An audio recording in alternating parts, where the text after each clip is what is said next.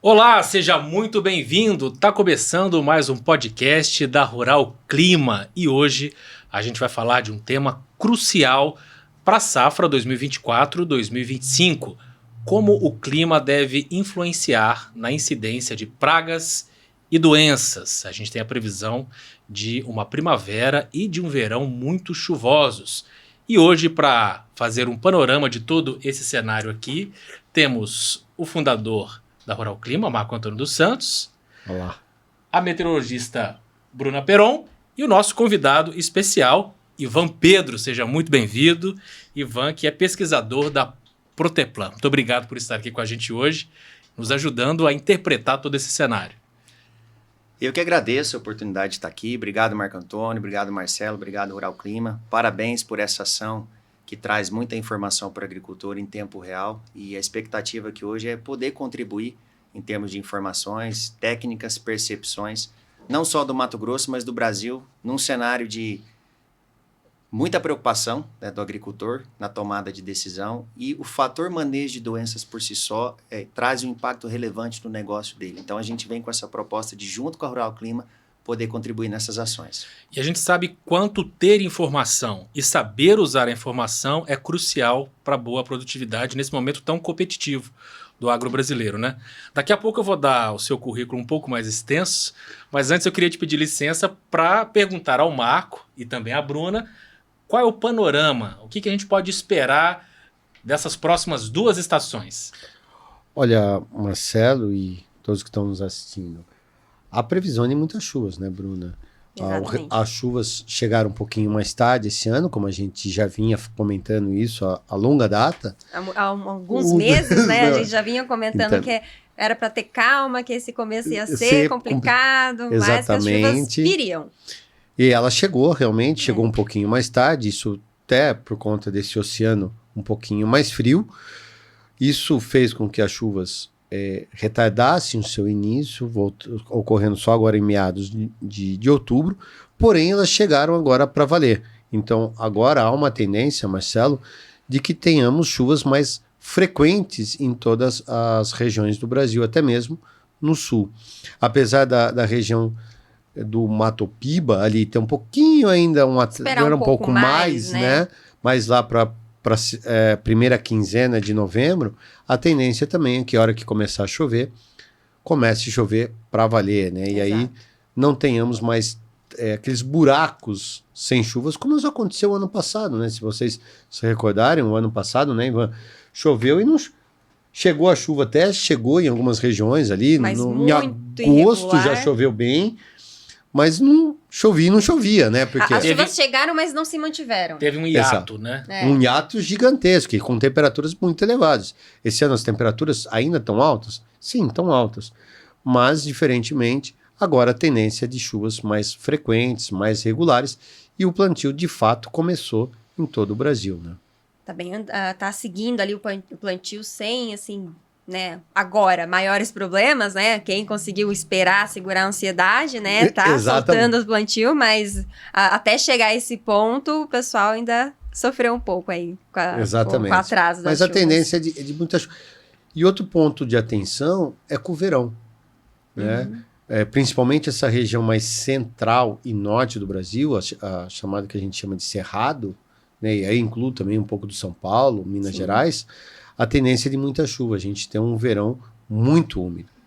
Pode faltar um pouquinho lá no sul, principalmente no Rio Grande do Sul, na metade sul do Rio Grande do Sul, mas também nada que possa trazer grandes problemas. Veja a previsão que a Conab, né, e em outros institutos lançaram de previsão de soja esse ano, né? Estão falando em uma safra em torno de 166, 167 e tem até acima de 170 milhões de toneladas. Então, espera-se uma safra muito boa esse ano. Previsão de recordes de grãos, né? Exatamente. Bom, eu queria passar a bola então para o Ivan, para tentar nos explicar de que forma que toda essa condição climática vai influenciar na incidência de pragas e doenças.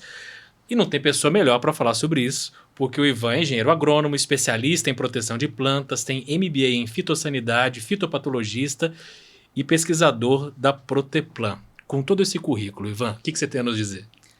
Bom, vamos lá. Do ponto de vista climático, né, os modelos mostram, e a Rural Clima é a nossa principal fonte de tomada de decisão, e tem feito um trabalho excepcional na ponta, que nós vamos ter chuvas regulares dentro da safra e principalmente um janeiro e um fevereiro chuvoso de modo geral. O que reflete para mim é uma responsabilidade maior na tomada de decisão do ponto de vista de manejo. Se a gente fizer um cenário agora, hoje é dia 16 de outubro, e considerando que o plantio, de modo geral, está um pouco atrasado a nível Brasil, e eu vou falar um pouco mais do Mato Grosso, que é onde a Proteplan tem pesquisa por 5 safras em diferentes regiões, a semeadura do Mato Grosso caminha mais ou menos a 1/3, 1/4 do que foi o ano passado, em termos de velocidade de plantio. Porém, nossa capacidade operacional, não só do Mato Grosso e de outras regiões, é muito rápida. Exatamente. Então, tendo chuva aqui, Marco e Marcelo, o pessoal vai plantar mais rápido e provavelmente nós vamos ter uma concentração de plantio maior do que a safra retrasada. Trazendo um cenário de análise aqui com janeiro muito chuvoso e um fevereiro muito chuvoso, o agricultor vai ter que ter muito critério na tomada de decisão de aplicação, momento da aplicação, intervalo entre aplicações e, obviamente, um manejo estruturado que traga amplo espectro, eficiência e controle. Em anos mais chuvosos, a dificuldade está do ponto de vista da soja, que cresce mais, ela vegeta mais, isso torna mais difícil o controle químico. Do ponto de vista de patógeno, no ambiente com mais umidade, eu tenho uma epidemiologia mais rápida.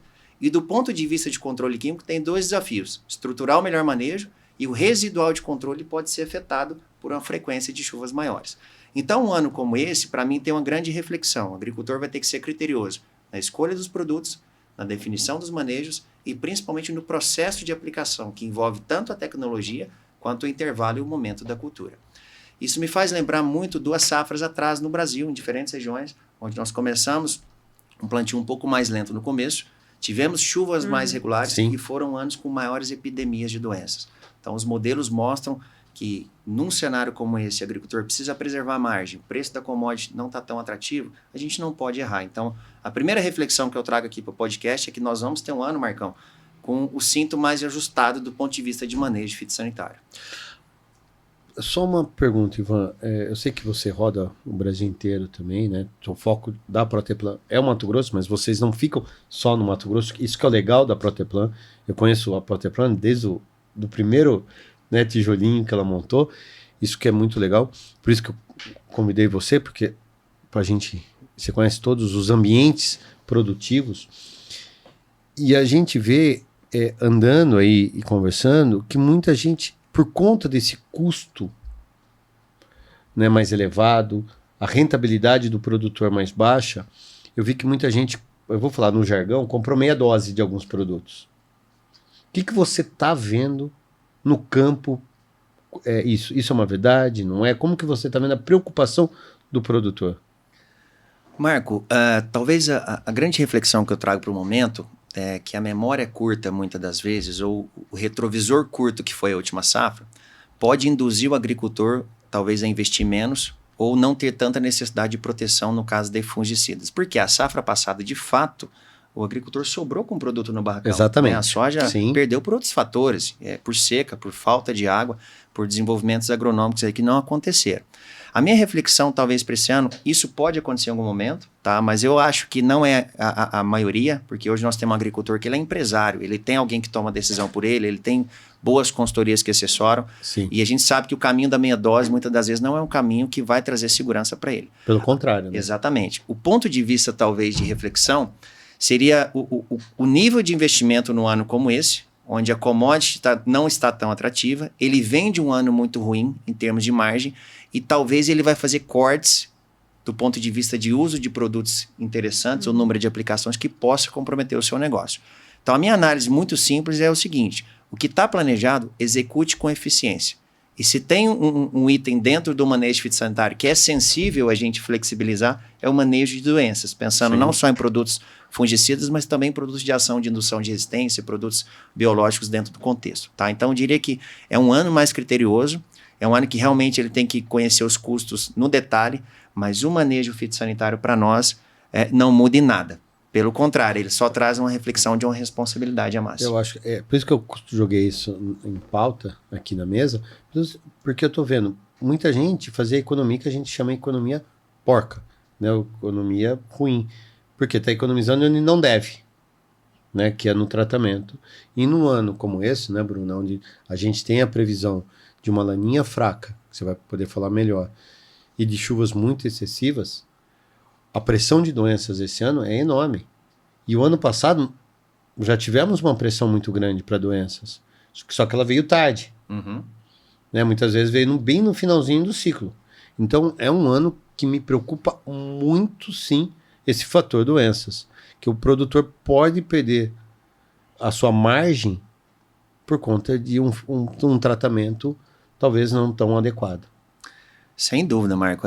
Fazendo um parâmetro aqui de outras regiões, se a gente pegar, por exemplo, a região sul do Brasil, nessa safra recente, exceto aí pela catástrofe, infelizmente, que aconteceu Sim. lá, mas o sul teve uma epidemia altíssima de doenças, com destaque para ferrugem, com destaque para crestamento de cercóspora e outras manchas foliares, que a gente não via 2 safras atrás.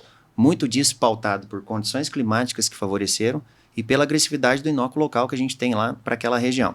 Quando nós vamos para o Cerrado de modo geral, Mato Grosso, Goiás, MS, nós temos um problema latente aí, Marcão, de controle de manchas foliares, e eu vou dar um destaque aqui para a Corinéspora cassícula, que é a mancha-alvo da soja, e a cercóspora, que é o crestamento foliar de cercóspora, que são doenças que muitas das vezes o excesso de chuva favorece a epidemiologia, mas a falta da chuva ou período de estresse debilita a planta, genes de resistência cai, a planta fica muito mais predisposta a infecções. Como são patógenos que estão no sistema, são necrotróficos saprófitas, própria queda de temperatura ou influência ali de variação de amplitude térmica pode favorecer a infecção. E aí quando volta a chover, o que a chuva compromete?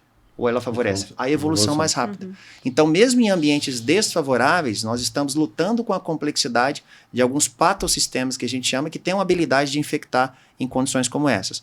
Um exemplo disso são as podridões radiculares. Tem situações onde a soja perde estande no começo, e essa é uma safra que já mostra isso em algumas regiões, onde eu não tenho um estabelecimento uniforme por falta de chuva, e eu tenho doenças radiculares que comprometem o processo. Então a minha reflexão isso não é diferente numa topiba também. Pode ser, Marcão, que num ano como esse, o agricultor tenha que ter mais cautela na época de plantar, e eu concordo, porque nós não podemos errar num ano como esse, mas essa mesma cautela tem que ser usada na hora de aplicar. Tomando por base uma possível concentração maior de plantio, isso reflete naturalmente em aplicações em menor intervalo de tempo e num investimento maior. A gente está vindo de um ciclo de muita seca e muito calor para entrar num ciclo mais chuvoso, mais úmido. O que muda no planejamento? Bom, do ponto de vista fitossanitário, eu diria que as condições iniciais elas refletem talvez muito no impacto da dinâmica de pragas. Nós temos numa condição inicial condições adversas para a planta e favoráveis para algumas pragas que estão no solo ou lagartas iniciais. Do ponto de vista de doenças, esse não é o melhor cenário para o momento, mesmo porque a soja está nova, eu não tenho uma condição para fechar o triângulo da doença. O que é o triângulo da doença? É as interações que a gente tem entre genótipo, que é a cultivar de soja, ambiente, que são todas as condições que envolvem temperatura, umidade, fotoperíodo, ponto de orvalho, radiação solar, entre outros, e o patógeno, que é o inóculo. Porém, eu tenho que lembrar o seguinte, o inóculo, que é o patógeno, ele está no sistema de cultivo, ele está na palha, ele está na resteva, ele vem na semente. Então, o que falta para fechar esse triângulo? Condições climáticas favoráveis. Quando isso voltar a acontecer, aquilo que a gente chama de doença nada mais é que processos de infecção ao longo do tempo. Para o momento, eu diria que o critério maior é um bom estabelecimento da cultivar de soja, com plantabilidade muito boa e formação de raiz. Agora, o problema e daqui 20, 30 dias? Onde vai coincidir muitas das vezes com os momentos possíveis de chuvas mais regulares. É onde começa a acelerar as infecções e onde o agricultor já tem que ter as primeiras aplicações. E para fechar, a minha preocupação não é tanto agora. A minha preocupação é com a soja estabelecida, com as datas de aplicações e com a chuva na colheita. Se a gente pensar que um janeiro e um fevereiro pode ser um ciclo mais chuvoso, tem 3 eventos acontecendo ao mesmo tempo. Temos colheita dos materiais mais precoces, plantio do algodão ou do milho e aplicação de materiais de ciclo médio tardio. Então, o quão preparado o agricultor está, não só de produto, mas de capacidade operacional, Marco, para atender isso. Isso me preocupa também, porque realmente, num ano onde você pode ter, né, Bruno, algumas invernadas... Como a gente está achando que pode acontecer ali em novembro, entre janeiro e fevereiro, né? E até porque novembro também pode ter algumas acas se formando, né? A gente estava até conversando sobre isso. Sim, as primeiras ali aparecendo em algumas rodadas, né? Isso já traz algumas preocupações. Para um lado, é até um alívio, né? Se a gente tem ali uma regularização das chuvas, nesse momento onde está todo mundo ainda plantando, ainda precisando de umidade, da umidade estabelecer ali. Mas quando a gente joga ela mais para frente, né? Esses períodos de zacas invernadas mais para frente, aí Só já começa... O que é zacas, né? Eu ia perguntar, será que todo mundo sabe? As zacas, né, é um fenômeno, é um sistema meteorológico muito conhecido ali, né, no nosso verão brasileiro, que é a zona de convergência do Atlântico Sul, que nada mais é do que uma banda de nebulosidade atuando desde ali da região norte, passando pela região centro-oeste, em direção ao sudeste, e ela termina ali no oceano. Então, esses sistemas, eles são muito conhecidos dos produtores, porque são os principais que favorecem as formações das invernadas, né, que fica ali 10 dias chovendo, 15 dias chovendo. Então, às vezes, quando a gente fala para o produtor, tem um episódio de zacas a caminho, aí ele já fica um pouco preocupado por conta desses períodos invernados, né? Então, se você pensar que há uma possibilidade maior esse ano de termos invernadas ou as zacas, me preocupa muito o timing de plantio. O plantio não, o timing de aplicação. Perfeito. Certo? Porque a gente sabe que tem os cronogramas de entrar na hora certa, no estágio certo da planta. Vai que, por uma eventualidade, uma dessas invernadas ocorre justamente naquele período que o cara tá, ou que vai aplicar, o que ele precisa né? aplicar. Então, eu tenho comentado muito, lógico, que tá longe de eu chegar a ser um especialista como você, Ivan, mas eu falo, muito cuidado com os times de aplicação. Esse é um ano que você não pode bobear nos times de aplicação. Nesses períodos entre as chuvas, né? Ficar bem de olho, assim, nesses intervalos entre uma chuva e outra. Porque podem acontecer esses intervalos. A gente pode ter esses intervalos, sim. Mas tem que ficar muito de olho quando que eles irão acontecer. Se vão coincidir com os períodos certos para as aplicações, se vai fugir um pouco dessa janela. Então, tem que ficar muito de olho a esse curto, médio prazo aí para as aplicações, né? Sem dúvida. Eu acho que a responsabilidade dessa informação que o Rural Clima traz, aliada àquilo que eu vou complementar, para o agricultor na ponta tem muito valor se ele tomar uma decisão preventiva e proativa. O que é preventivo? O fungicida trabalha bem de forma preventiva, quando eu não estou vendo a doença, ou seja, nessa fase inicial da soja. A partir daí, Marco, que a gente começou as aplicações, do ponto de vista prático na propriedade é calendário. A gente trabalha com um calendário de segurança variando de 14 a 16 dias entre as aplicações, que tem a ver com qual cultivar você está utilizando, qual a mistura que você está trabalhando, qual é a sua capacidade operacional, mas flutua entre 14 e 16 na média. Imagina um cenário onde a gente pega, por exemplo, 20 dias de invernada, que é comum no Mato Grosso, em algumas regiões que eu já acompanhei, ou que seja 15 dias de período que ele não consegue entrar na fazenda. Uhum. Bom, vamos fazer uma conta simples. Um agricultor que planta 1.000 hectares, e que ele tem uma capacidade operacional de aplicar a área dele em 3, 4 dias, se ele vem de um período de invernada de 15 dias e não chover depois dos 15 dias pelo menos, ele precisa de 5 dias para colocar as aplicações em ordem, vindo já de um cenário. Agora, vamos cascatear isso para diferentes regiões. Qual que é o meu grande receio dessa safra? É no momento que demandar alta proteção, o clima não permitir, sim, ou o operacional não for adequado para o tamanho da propriedade. Por essa razão, a minha principal mensagem aqui hoje: está se desenhando um cenário com chuvas mais regulares e intensas, começar uma aplicação em fase vegetativa bem feita, mesmo em cenários que eu não estou vendo a doença, porque eu estou trabalhando de forma preventiva, e a partir dali ir ajustando as prioridades conforme o quê? Conforme o operacional, aquela variedade que é mais doente, aquela fazenda que está mais distante, aqueles períodos que eu posso fazer aplicação noturna para colocar tudo em ordem. Porque se a gente construir essa proteção até os 70, 80 dias da soja, a parte final é consequência daquilo que eu fiz no começo. O que nós não podemos fazer é errar com produtos bons, que é o que a gente vê na prática, Marcão. Sim. Quando o cara investe bem em fungicida, tem uma alta proteção, mas ele erra no processo, ele erra no time, ele erra no momento. Então eu acho que é um ano para fazer um balanço. E vendo os dados da Rural Clima, que me preocupa um pouco, porque me parece que não tem região do Brasil ilesa, né, Marcão? Acho que vai ter muita chuva aí para frente. Como é que está esse cenário? Olha, eu acho que a região principal que deve ficar em atenção é a região central do Brasil, centro-oeste, eu acho que pega ali um pouco o norte do sudeste, né, principalmente Minas, pode pegar também um pouco do Mato Piba, principalmente Tocantins, áreas ali do sul da Bahia, né, eu acho que oeste da Bahia ali. Oeste e o sul da Bahia, assim, eu acho que são as regiões mais propensas para a gente ter um pouco mais de cuidado, né? Que a gente precisa ter mais cuidado. A região sul, ela vem num cenário, não é de falta de chuva, como a gente vem comentando, mas também a gente não vê um excesso de chuvas no sul, falando principalmente ali o Rio Grande do Sul, né? O Paraná, eu acho que chove bem. Sim, Paraná, Santa Catarina, vem bem, assim, mas não seria talvez um excesso como na região norte, região central do país, né? Então, eu acho que essas regiões são as principais que precisam ficar de olho, tá? E a do sul ali, talvez, em alguns períodos, ali janeiro, fevereiro, que pode ter ali um período mais seco, né? Ao contrário do que da região centro-oeste. Vocês fizeram aí o recorte por região, mas dá pra gente entender mais ou menos por cultura agrícola, soja, milho, algodão, quais as que vão estar mais suscetíveis? Olha, Marcelo, é o seguinte, a soja, eu acho que vai ser a que mais talvez esteja suscetível. Até porque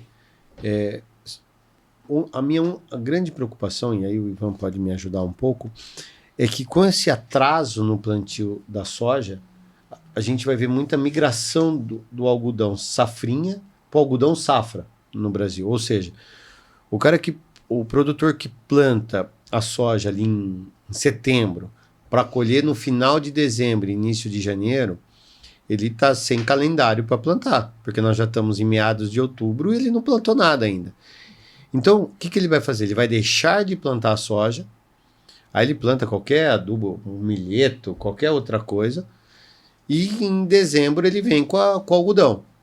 Eu acho que num cenário desse, né, Ivan, eu acho que também o algodão safra pode ser prejudicado, já que o janeiro, fevereiro e até o começo de março pode ser bastante chuvoso, bastante úmido. Já com relação a milho, talvez o milho verão no Paraná, no sul, né, alguma coisa por excesso de chuvas. Agora, para o milho safrinha, eu tenho lá, estamos porque vai depender muito do calendário, e a gente não sabe se as chuvas vão ou não se estender tanto para causar tanta doença, uma pressão tão grande para doenças, como no caso da soja e do algodão safra. Tem também a questão da janela, né? Se estiver chovendo muito ali na colheita, o produtor não vai conseguir entrar para colher, não vai conseguir entrar para plantar. E aí atrasa mais ainda o milho segunda safra, né? O safrinho. Então tem esse problema também da questão então, acho da assim, janela. Acho que a grande preocupação nossa, que aí eu estou falando olhando o clima, depois o Ivan vai comentar melhor, né? Mas assim, eu acho que o impacto maior, olhando esse cenário que está se desenhando, Ivan, provavelmente deve ser para a soja, né? Seria o principal, depois o algodão safra, e lá na frente, dependendo como for as chuvas, o algodão safrinha e o milho, né? Sem dúvida. O Marco trouxe algumas informações relevantes. Eu olhei um balanço recente, cruzando alguns dados da Conab, do IBGE, do IMEA e de outras empresas de consultoria. De modo geral, o plantio está atrasado no Brasil inteiro. Se a gente fizer uma comparação tanto da safra passada quanto a média dos últimos 5 safras, anos, né? Isso, em algum momento, vai causar um impacto na janela de segunda safra. E para o Mato Grosso, a gente já vê bem isso, Marco. Uma sinalização de aumento de algodão primeira safra ali, que é aquele algodão que é plantado em dezembro, em detrimento de áreas que o cara não vai plantar soja, e ele não tem tempo hábil para plantar a soja e colher a soja, então ele vai direto para o algodão. O algodão, aí eu até brinco, o algodão não é o algodão safrinha. Quem é safrinha é a soja, é né? É a soja. E aí ele vai fazer uma cultura de cobertura anterior para fazer uma palhada e plantar o algodão.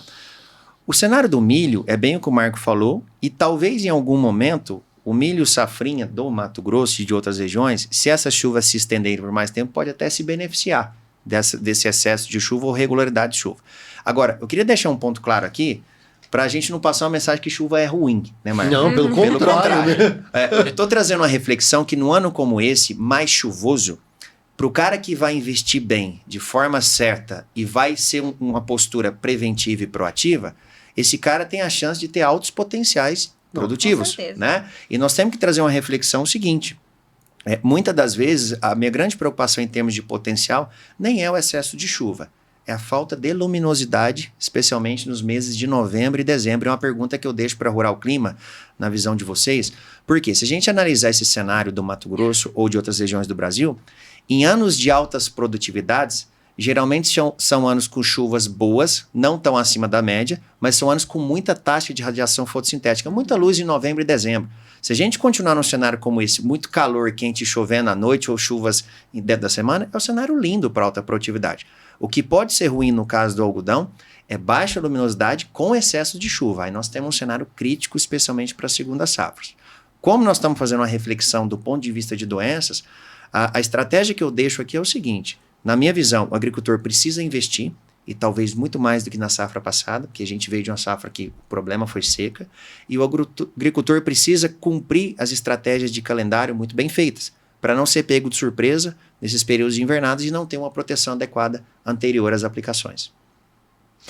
Esse é o podcast da Rural Clima que você está acompanhando com a gente aqui pelo YouTube, por todos os tocadores de podcasts. A gente abriu umas caixinhas de perguntas, aliás, uma caixinha de perguntas no Instagram da Rural Clima. Caso você ainda não siga, corre lá e passa a seguir também, @Rural Clima. Vou passar para vocês aqui algumas coisas que chegaram para a gente. Por exemplo, a Camila Manduca perguntou se existe possibilidade de chuva entre dezembro e janeiro em São Paulo. Acho que sim, né?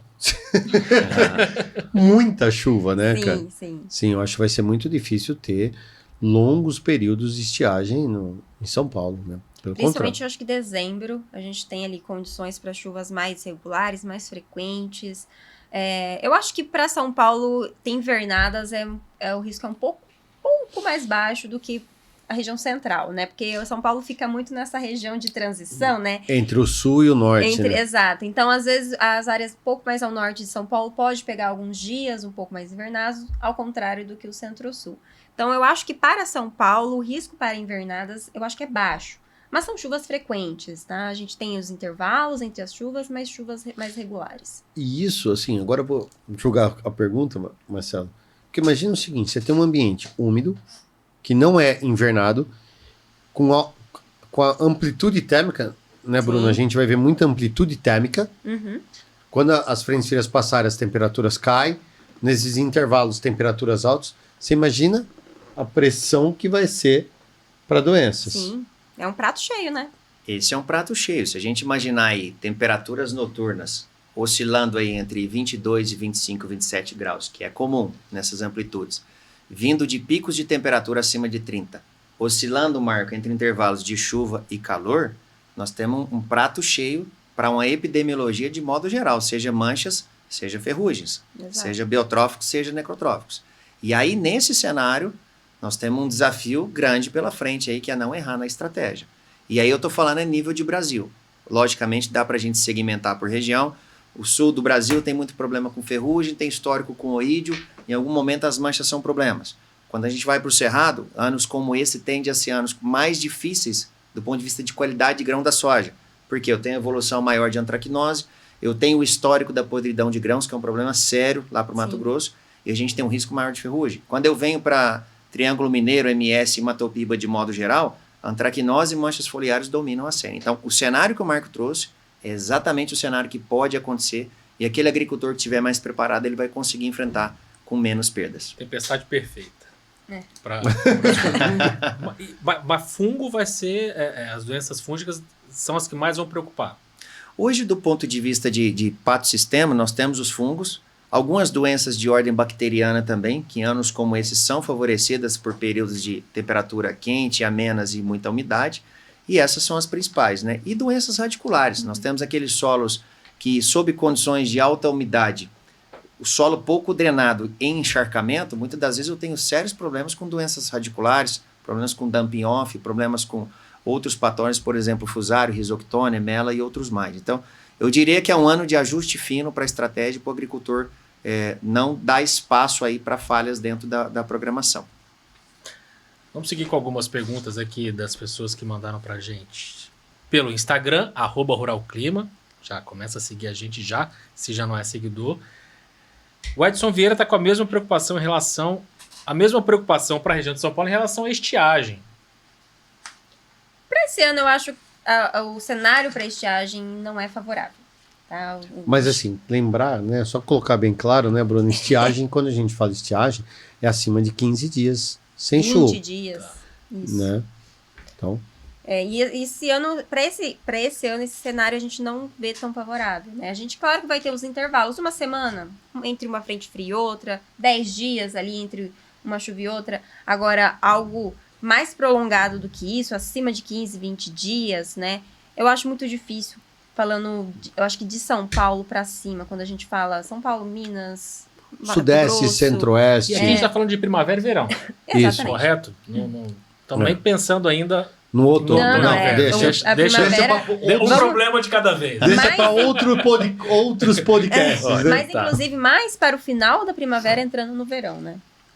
Tô jogando essa questão de outono e inverno porque o Igor Ferreira tá aqui, que nunca tinha passado 7 meses sem chuva. Fazia 4 anos que ele não passava 7 meses sem chuva na região dele, aqui no interior de São Paulo, não diz exatamente onde é, mas ele tá perguntando se é a nova realidade, se o planejamento a partir de agora vai ter que levar isso em conta, tanto tempo sem chuva.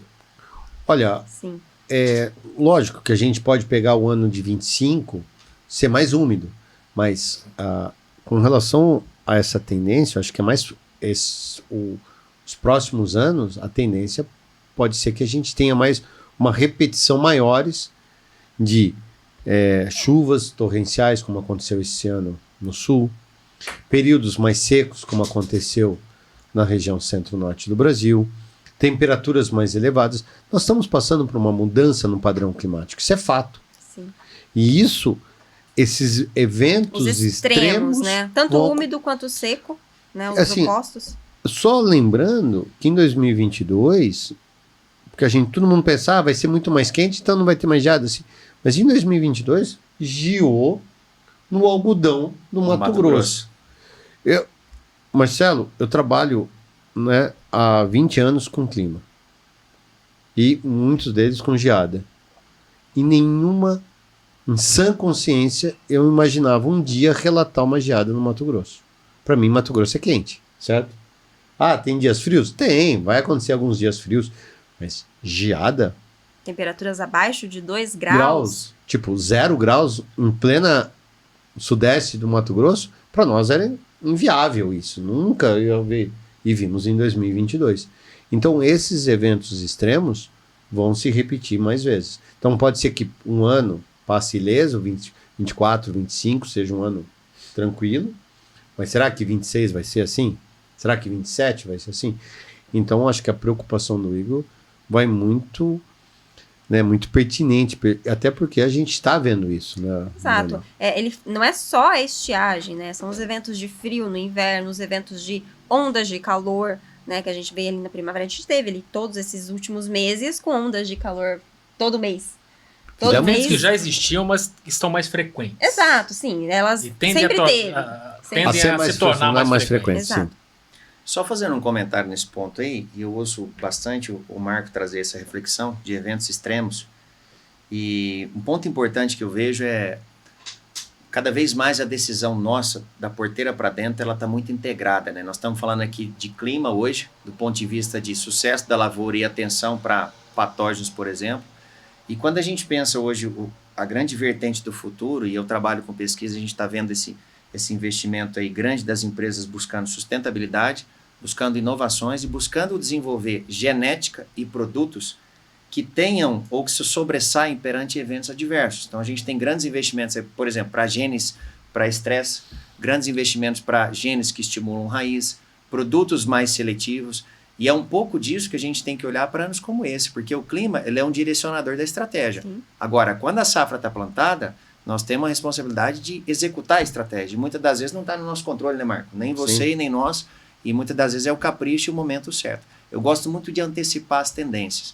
E eu acho que anos mais chuvosos traz uma responsabilidade maior da assertividade de controle. Porque tem um fator que nós não discutimos aqui antes, é que cada produto que ele aplica, seja inseticida, fungicida ou herbicida, ele tem uma característica físico-química, ele tem um modo de ação e ele tem uma formulação. E muitas das vezes o produto não é usado sozinho, ele vai para uma mistura em tanque. Dentro do pulverizador, ele pode aplicar em diferentes cenários, momentos de aplicação e intervalos. Então, as variações que saem a partir dali, está fora do controle do Ivan da Proteplan, do Marco da Rural Clima. Então, num cenário como esse, imagina o risco que o cara está se ele tem um manejo meia boca, se ele alonga intervalo e se tem chuvas frequentes de 20 milímetros todo dia. Não precisa nem ser um excesso de chuva. Né? É frequência, né? Então, a tomada de decisão. E tem uma outra coisa que muitas vezes me intriga. Que eu falo, muitas vezes eu comento isso até nas minhas palestras e tal. O produtor gasta dinheiro com equipamento caríssimo, que hoje um pulverizador, quanto custa um pulverizador? Produtos caríssimos, e erra no momento mais crucial que é na aplicação. Hora errada de aplicar, coloca misturas erradas ou em excesso, que alteram um produto com outro. A gente já viu isso acontecer no tanque, certo? Então ele gasta dinheiro, ele gasta tecnologia, só que na hora que ele está aplicando, ele aplica errado.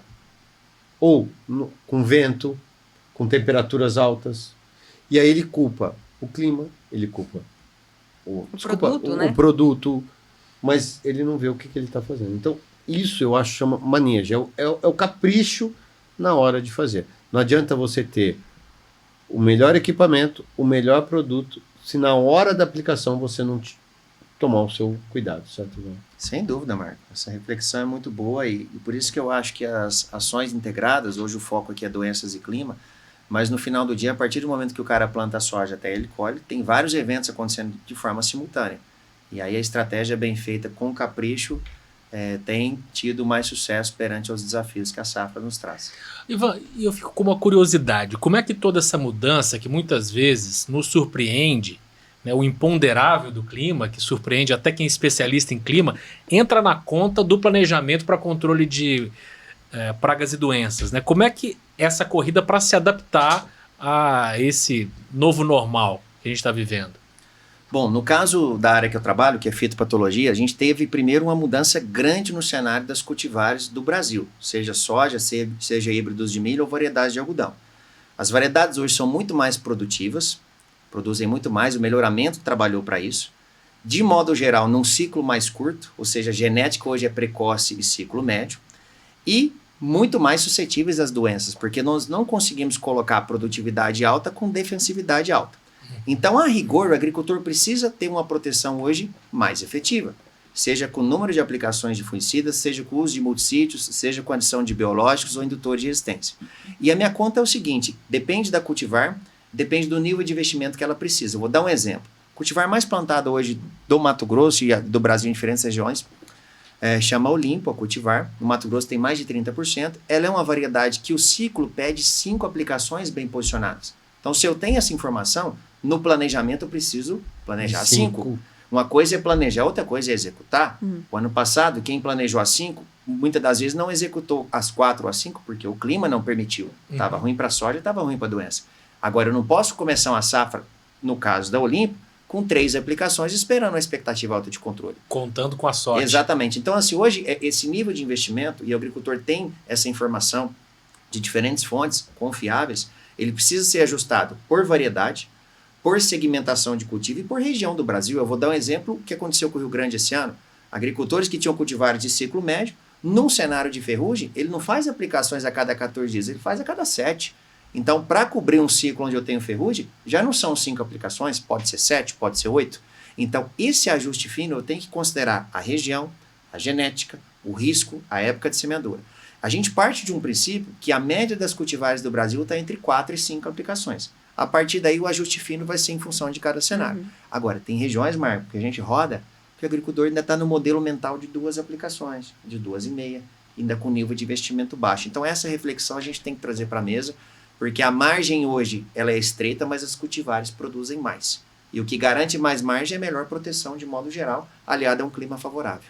Se você tem um clima extremamente favorável, onde a planta vai vegetar mais, que vai ser esse caso, com alguns momentos onde a radiação vai ser baixa por conta do excesso de umidade, temperaturas com grandes amplitudes térmicas, certo? Sim. Pode pegar uma semana de temperaturas mais amenas, por conta de passagens mais frequentes das frentes. Chuva, né? A persistência da chuva, do tempo mais fechado. E na semana seguinte, que o tempo abre, temperaturas explodem de novo. Então, se o produtor quer realmente ter tetos produtivos, porque hoje a gente consegue ver, vou falar um Olimpo, com 90, 100 sacos por hectare. E dá para facilmente atingir essas médias. Lógico, não dá para ter uma média da fazenda, mas vários talhões conseguem atingir essas médias. O produtor vai ter que olhar com muita cautela os times de aplicação, seja de fungicida, seja de inseticidas e também agora o controle de ervas daninhas no começo, o mato competição. Sem dúvida. Inclusive, ervas daninhas talvez seja um ponto de dor nesse início de safra. Como eu não tenho uma umidade estabelecida em algumas regiões e eu venho de plantas perenizadas na entre-safra, algumas plantas com produção de semente alta e com enraizamento profundo, muitas das vezes o herbicida não performa bem nesse início, com pouca umidade. Então pode ser um momento de reflexão inicial. Agora, um ponto interessante que o Marco trouxe, que eu trago essa reflexão, controle bom não necessariamente é com produto caro. Exato. Eu posso ter um controle extremamente efetivo com combinações de produtos que me dão espectro, eficiência e seletividade. E um custo mais baixo. Exatamente. Então, a composição de custo, obviamente, o cara tem a gestão. Na linha final, ele precisa entender a expectativa de retorno dele sobre o investimento e entender também que aquele produto que ele não usou ano passado, que está no estoque, que tem fit para ser usado, ele pode ser realocado dentro do sistema Sim, dele. lógico, pode. Na soja, no milho e no algodão. O que nós estamos trazendo aqui uma reflexão é a necessidade de investimento perante o risco climático e a favorabilidade das doenças. É essa mensagem que o agricultor precisa pegar. E aí me preocupa algumas ondas do mercado e que a gente se sente em casa, Marcão. Vou trazer algumas delas, tá? Vídeos, por exemplo, trazendo uma reflexão para o agricultor não comprar insumo. Trazendo, talvez, um comprometimento que não está no momento de comprar. Moçada, nós estamos no dia 16 de outubro. Nós podemos ter um colapso em termos de entrega, de supply. Nós estamos falando de usar produto na hora certa, e para aquele cara que não comprou o produto ainda e está na expectativa, contando que ele vai ter o melhor produto no momento certo, entregue pela revenda ou pela multinacional. Então, acho que esse caráter é muito preocupante, porque no final do dia, o controle bom é com o produto certo dentro da fazenda na hora que ele precisa. E aí nós temos algumas ondas aí, não compre o produto, não feche, e tem que ser exatamente o contrário. Não, tem a gente que já viu faça também, os negócios bem feitos. falando de que vai quebrar a safra de soja, que vai quebrar não sei o quê, aí o cara fala, cara, né?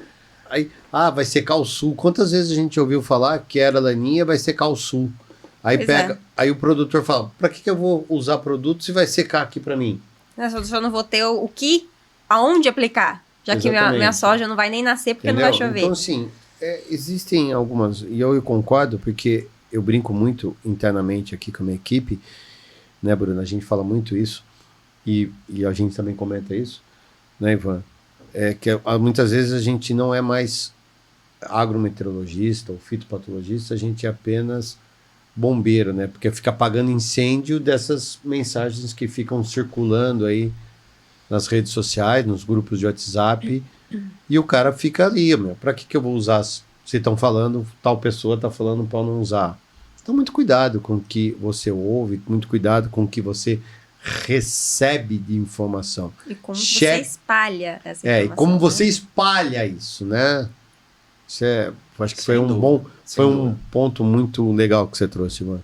Eu acho que a conclusão disso tudo é a gente levar em conta como é importante você ter hoje informação de qualidade, confiável, sobretudo no agro. Nós vivemos uma era em que as suas fontes de informação têm que ser muito bem selecionadas. E por isso que o objetivo nosso trazer esse podcast, trazer pessoas com qualidade que tragam informações essa é a ideia, né? confiáveis. Né? Quando a gente agora bolou esse podcast, né, e agora está sendo quase mensal esse podcast, é para trazer especialistas das áreas para poder explicar melhor os efeitos. Não só falar de previsão no tempo, Marcelo, né, Ivan? Sem Bruna? dúvida. Quando a gente idealizou esse podcast, é trazer pessoas de alto gabarito que são doutores no que falam e têm um comprometimento com a verdade, independente se doa ou não, certo? Sem dúvida, e essa ação eu tenho que deixar os parabéns para vocês, porque uma ação como essa, ela atinge um público de massa. Vocês democratizam a informação que tem uma fonte confiável. E a Rural Clima tem essa história de sucesso porque fez escolhas que trouxeram até aqui. Eu fico imaginando a complexidade que é falar de clima com as diferentes particularidades que tem o Brasil. E doenças não é diferente. Muitas das vezes eu não tenho o melhor diagnóstico em determinadas regiões, mas os conceitos de modo geral não mudam. Então, se o cara entender que ele tem uma estratégia bem posicionada, fungicida trabalha bem de forma preventiva, ele precisa ter uma tecnologia de aplicação efetiva e ele consegue montar uma composição de custo, considerando a variedade, o nível de investimento e o produto, ele já saiu na frente da grande maioria em massa, né? E aí, só para deixar um ponto importante, Marco, eu acho que ações como essa, numa era que eu uso um termo da infointoxicação. Todo dia chega muita coisa no WhatsApp, a informação é muito aberta e muitas das vezes as fontes se confundem. Então, essa ação que vocês estão trazendo, eu acho que tem um papel preponderante aí em ajudar, inclusive, a conscientização das melhores escolhas. Vocês estão de parabéns. Verdade. A gente está chegando ao final do nosso podcast, mas eu queria que, antes de ir embora, cada um de vocês desse uma última dica ao nosso produtor rural de que forma utilizar melhor o monitoramento climático, o planejamento, a boa informação. Quem? Bruno.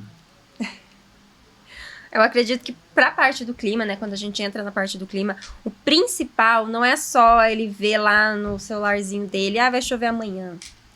Sabe, procurar essa informação, sabe, procurar a fundo. Vai chover, mas vai chover aqui na minha região, tá com previsão boa aqui para essa região, tem bons volumes, vai ser uma chuva mais espalhada, vai ser uma chuva boa, quanto vai chover, vai ser regular. Então, eu acho que procurar a fonte da informação, né, e se aprofundar de onde ela vem e procurar saber mais dessa informação. Não só olhar lá e falar, tá bom, é isso, vou esperar acontecer e ver o que acontece. Marco. Eu acho que a informação que eu tenho, esse é um ano, apesar de estar um ano, o início está muito complicado por conta dessa irregularidade das chuvas e essa ansiedade do produtor, seja do sul, seja do sudeste, do centro-oeste ou até mesmo do Mato Piba de uma forma geral e do nordeste, querer plantar, porque o produtor não vê a hora de colocar a semente no chão, de produzir e de fazer a atividade dele do dia a dia, é um ano de muita cautela. Não é um ano para se arriscar, porque as margens estão apertadas. Se você errar nesse timing de plantio, você não vai ter mais a semente que você quer. Você não tem semente de qualidade esse ano. Esse é um ponto muito crucial. Então, ele não tem margem para erro. Então, é muita cautela. Ter o pé no chão, que esse é um ano extremamente favorável para o Brasil. A gente tem falado isso há muito tempo, né, Bruna? Sim. Né? Quem nos acompanha, quem nos assiste, quem são nossos clientes sabem disso. É um ano favorável. É um ano... As chuvas demoraram? Sim, estão demorando para chegar, mas chegaram. O tal do meados de outubro chegou. Né? Chegou. Demorou, mas chegou. Exatamente. E tem tudo para ser um ano bom, lógico, com algumas nuances, sim, com algumas nuances. Mas é um ano bem diferente do que foi a safra passada. É um ano melhor, onde as chuvas têm tudo para ocorrer de uma forma melhor. Pode ser que uma região falte aqui, uma outra região sobre ali, mas quando você olha o macro Brasil, as condições são muito melhores. Então, é só ter um pouco de paciência e muita cautela e principalmente capricho esse ano. Acho que é um ano de caprichar para que você possa sair dessa safra com dinheiro no bolso. Com uma renda caprichada também. Com uma renda e com uma produção. E olhar para trás e olhar de fato a importância da previsão do tempo no seu dia a dia. Eu acho que é isso que faz a diferença. A diferença faz é a consultoria. Então não adianta você pegar, aí desculpa, eu vou falar aqui abertamente, mas não adianta você pegar um aplicativo, pegar uma informação... No celular ali, ó. No celular, ou mesmo a informação que circula da Rural Clima, né? E tomar decisão em cima dela. Consulte essa informação. Procure nós da Rural Clima para passar. Realmente vai chover? Como que é essa chuva? Vai ser geral? Não vai? Vai ser regular? Vai vir em bom volume? E para frente? O que vocês estão esperando? Então acho que é isso que é meu recado. Interpretação. Exatamente. Interpretação. Bom, a mensagem do Marco é muito interessante, me lembrou uma fala que meu avô trazia, né? Que disse que uma bacia de ideia custava 10 centavos, né? O que eu faço com a ideia? Não faço nada. Agora, se eu tiver uma assessoria muito boa, se eu tiver atitude, se eu tiver estratégia e execução bem feita e pessoas ajudando a interpretar a complexidade, que é o que vocês fazem na área de clima, nós fazemos na área de pesquisa, tem tudo para dar certo, tá? Eu queria deixar 3 mensagens, né? A primeira delas é que a agricultura é cíclica. Nós temos os eventos extremos que estão acontecendo, cada vez mais a frequência pode aumentar, e aquele agricultor que está tendo sucesso, ele tem um sistema de produção muito bem estruturado, ele está investindo em perfil de solo, ele tem um sistema de cultivo com palhada, ele está tendo um ambiente favorável para crescimento de raiz e planta, e a questão fitossanitária está sendo uma consequência do sucesso, não está sendo a causa principal, ou seja, ele vem aprendendo, e a safra passada, um exemplo foi isso. Em áreas onde nós tivemos maior restrição hídrica, aqueles agricultores escolheram melhor, vinham de áreas com sistema, com palhada, com matéria orgânica lá no alto. Esse é o primeiro ponto. O segundo ponto que o Marco comentou de semente, qualidade de semente. Realmente, Marco, não é um ano para tomar decisões rápidas, é um ano de cautela. E o mais importante nessa implantação é ter uma semente adequada, com vigor interessante e um bom tratamento de semente, que contemple um controle de fungicidas, de doenças radiculares efetivo, que tenha produtos hormonais interessantes para favorecer um estabelecimento mais rápido, que tragam seletividade que o agricultor contemple essa estratégia. Depois que a soja está no campo, o milho ou o algodão, eu acho que manda muita questão de time de aplicação, tecnologia de aplicação bem feita e fazer as aplicações no momento correto com as principais combinações de produtos ou categorias que vão assegurar um controle para as manchas, para as podridões, para as ferrugens de modo geral. E lembrar o seguinte, né, em anos como esse, como eu disse, as minhas expectativas são boas do ponto de vista de produção, porém exige uma proatividade maior na tomada de decisão. Então, você, agricultor, que está começando uma safra agora, capriche no tratamento de semente e já deixe agendado para daqui 25, 30 dias, 40 no máximo, uma aplicação em fase vegetativa bem feita. E a partir daí é uma estratégia de calendário muito bem monitorado. Monitorar o clima ajuda, principalmente na tomada de decisão e nas aplicações.